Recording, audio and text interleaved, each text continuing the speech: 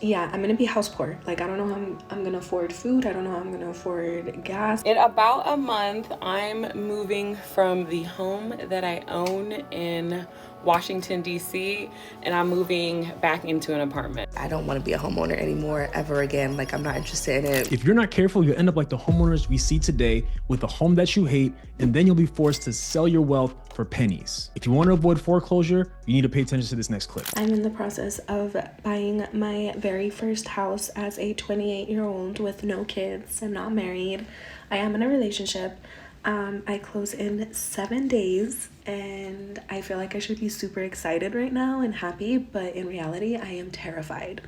And I am so nervous, and I want to back out, but it is literally way too late in the process for me to back out. And I've missed my last chance to do that. And so now I am just like sitting here and regretting my decision, but we're just gonna have to make it work. We're gonna have to figure it out.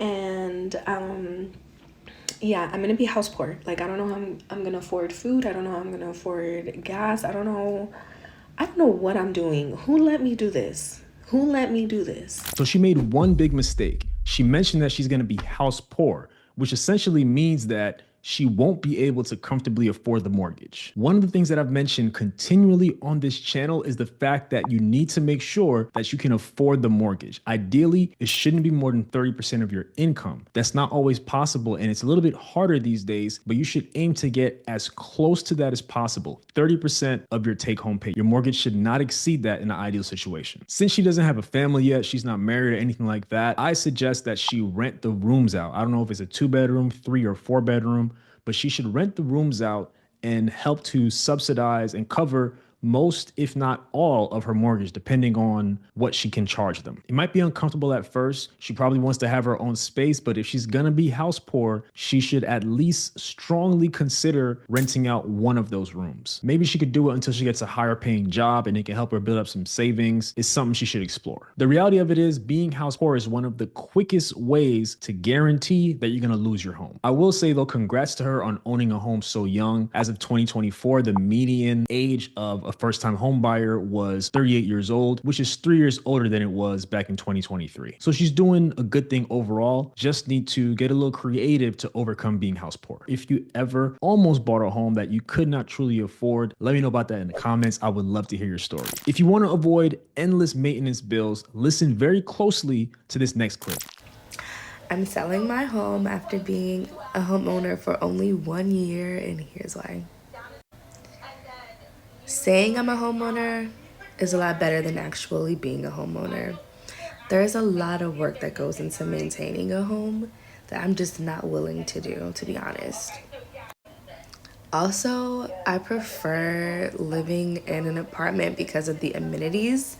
You have parking garages, you have security, you have a pool, you have trash pickup, and then I'm a mom, so as far as safety goes, like, I could live on the 2nd floor, the 3rd floor, 4th floor, and I wouldn't have to worry about someone like getting into my home. Like, I just feel like it's a lot more safer. I've always felt a lot safer.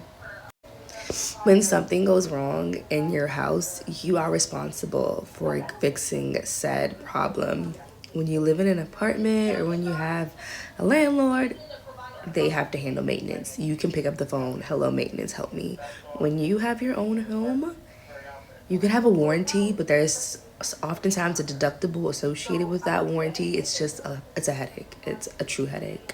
So personally, I'm curious about the condition of the home when she bought it. So if the home was renovated before she moved in and she actually had a competent inspector, at this point, there should be very few issues. And if there are any issues, it should really be minor things. I can respect that she misses the amenities that apartment buildings have. And I respect that she prefers amenities. It sounds like she doesn't have a garage where she's at and doesn't generally feel safe. All of those things are understandable. One thing that's very important that people overlook look is to make sure that you're comfortable in the neighborhood where you're going to purchase a home. I'm actually surprised that she seems like she doesn't know that she would be responsible for pretty much everything as a homeowner. Maybe she overlooked it, but for those of you looking for a home, you need to understand that the maintenance, all of those things inside the house is going to be up to you. And you have to just get it done or find somebody who can help you with these little maintenance things that pop up. You should never think of your first home as your forever home. In this next clip, you'll understand why that's important. My neighbors in my community suck. Like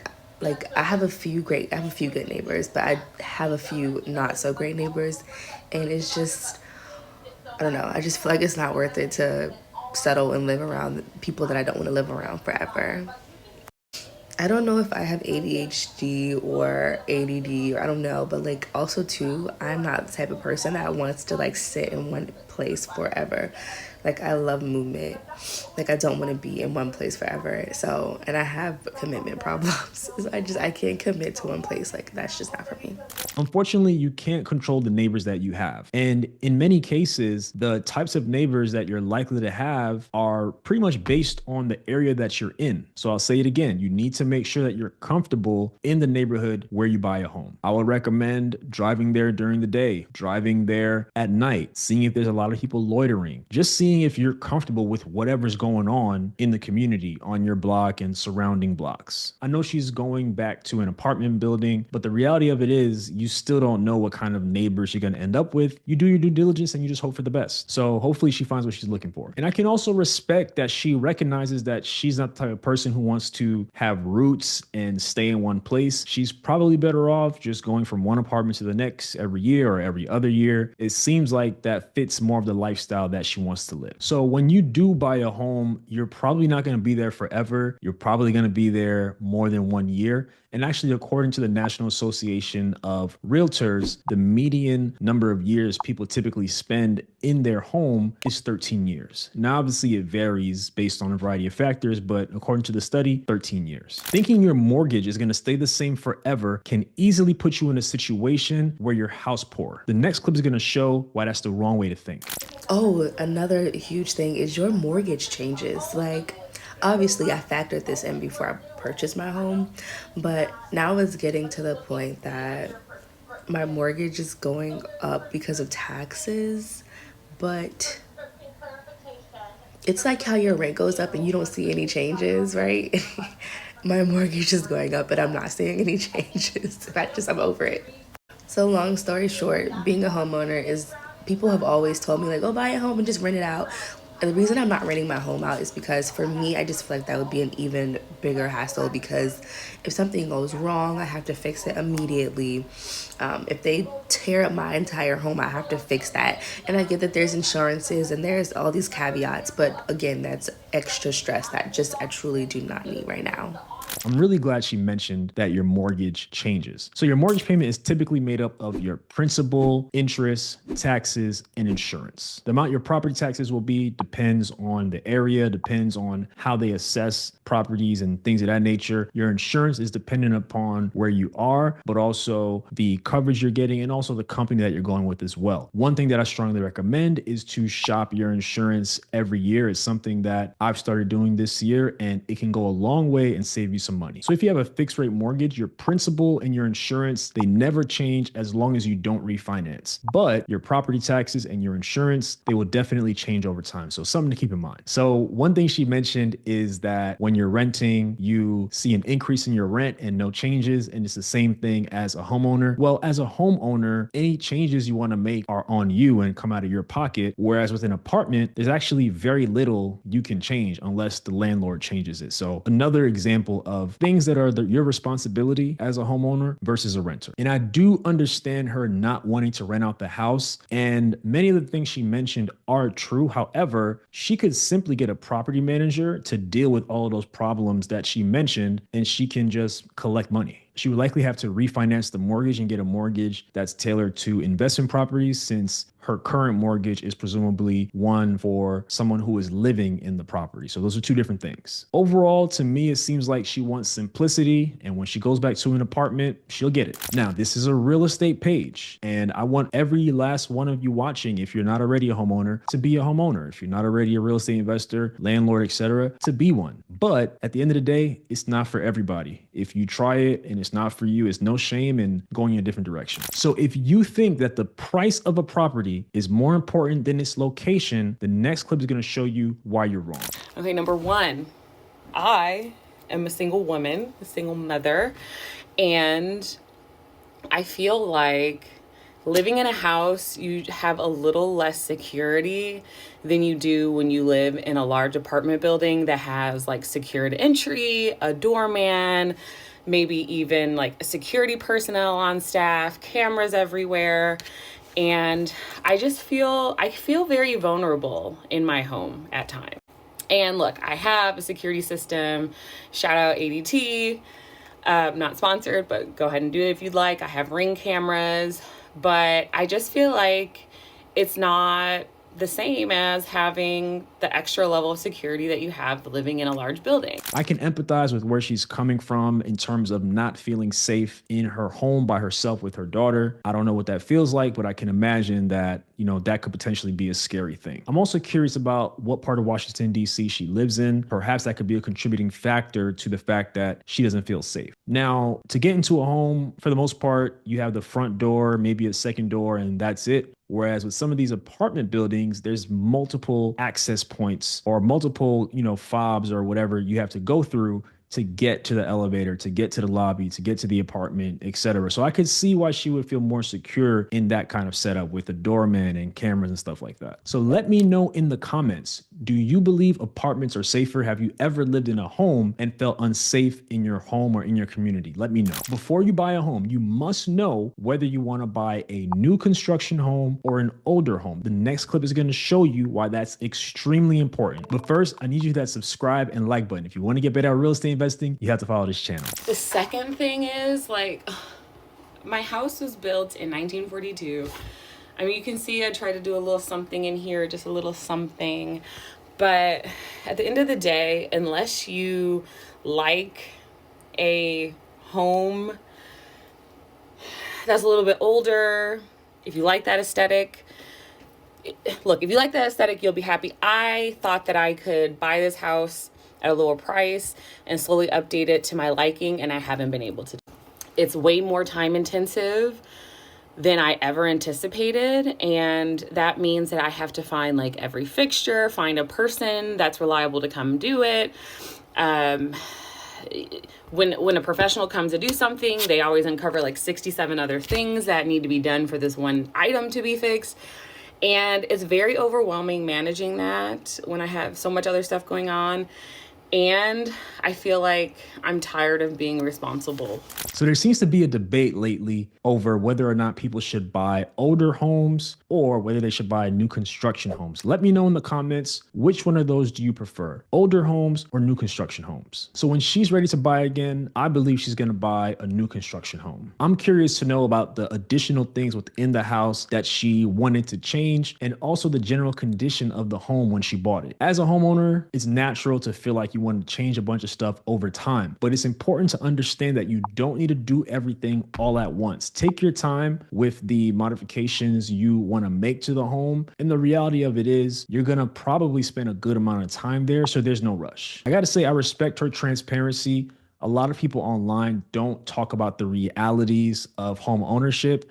Yeah, there's a lot of pros, but there's also a lot of cons as well, and things you have to deal with. Every decision is up to you. Renovations, maintenance, all those things. It's up to you to lead the charge on it as a homeowner. There's no property manager, there's no landlord to call when it's time to take care of those things. The upside is, though, over time you build your wealth, you build your equity. So it's a trade-off, right? There's pros and cons on each side. There's difficulties on each side. Me personally, I'd rather take the difficulties of home ownership because I know financially over the long term, I'll be better off. I have a feeling that the people she's had come over to fix things or to assess things are probably trying to take advantage of her as a new homeowner and as someone who is single and just there by herself with her child. They're probably making up things that need to be fixed and taken care of so they can make more money. You let me know if you agree with me, and you let me know if you've experienced that. Someone trying to take advantage of you, whether it's a handyman or a contractor or whoever. Let me know. Everyone wants a nice lawn and backyard, but the next clip is going to show why that could potentially be a nightmare. I think another issue that I just really didn't want to deal with that I thought that I did was like the landscaping.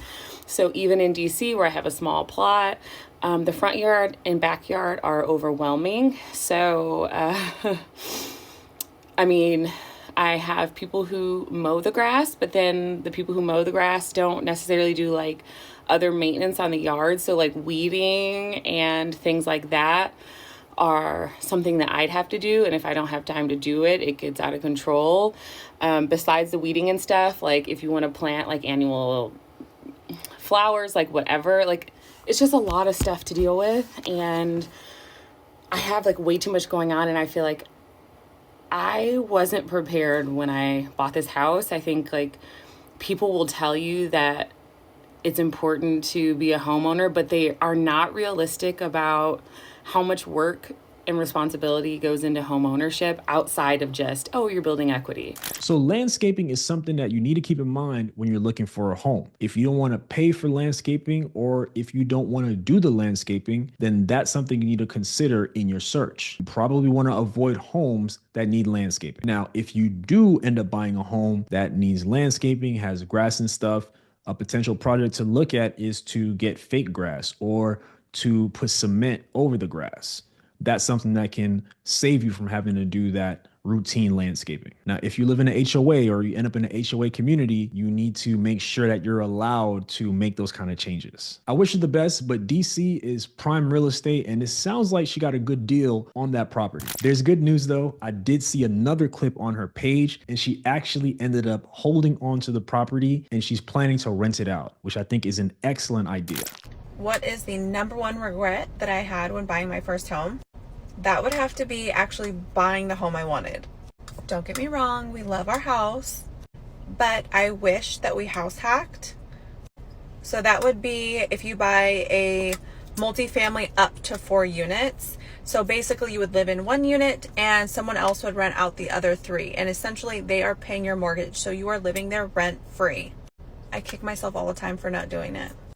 And yes, if it's 1 to 4 units, you can use an FHA loan and put the 3.5% down, as opposed to the 20% down on a traditional multifamily, which is 5 or more units. So great points here. And this is a perfect example of loving the home and the decision that you made, but in hindsight, wishing that you just approach things a little bit differently. Now, everyone's life is not conducive to getting a 2 to 4 unit property and things of that nature. Sometimes based on your life and your family setup, you just need your own space and you need that space. But for some, it could be a good idea to start with that 2 to 4 unit property. And I know the first question people are asking is, well, I don't want to live with tenants. I don't want to manage tenants. You can actually just get a property management company to manage the other unit or units for you. And you're just a neighbor. You can just stay out of it and not have to worry about the day-to-day things, finding tenants, dealing with all the issues and stuff like that. So it could be a good start for some people. As I always say, you want to make sure that you still can afford the mortgage. Whatever program you go with, you know, if you decide to get a 2 to 4 unit property, you want to make sure that you can afford the mortgage in the worst case scenario if your tenants don't pay. But for many people, could be a good start. So if you're someone who lives in a very expensive market and you simply cannot buy an investment property and it's a goal that you have, but it's simply too expensive, I decided to invest out of state over 5 years ago, and it's been life-changing. It's a lot more affordable and there's a ton of other benefits. So if this is something that you're interested in learning, click the link in the pinned comment of this video and you'll learn more about how I can support you with that goal. So now that you know about Homebuyer Remorse, I want you to learn about how to buy cheap properties. So check out this playlist right here. I got a bunch of videos that'll really help you